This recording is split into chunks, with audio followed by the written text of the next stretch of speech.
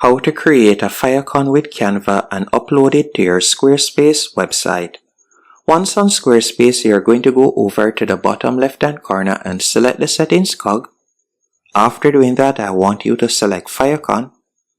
And you can see right here, the recommended dimension is 100 by 100 px and 300 by 300 px. Now you're going to go into Canva. Then you're going to tap on custom size right below the search bar. And you can either put in 300 by 300 px or 100 by 100 px. Then you're going to tap on create new design. After selecting create new design, you'll be redirected to a new page. On this new page, you'll now be able to select from any one of the templates from the left hand menu option, or you can start creating your Favicon from scratch. Now let's say for example, I were to select this one. After selecting it, I can start making my changes.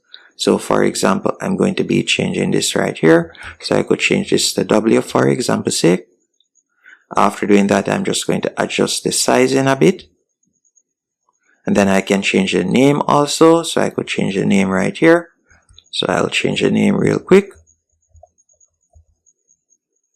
After doing that, we'll tap on share in the top right hand corner, then select download, and you can see the dimension right there, 300 by 300, and you're just going to select download.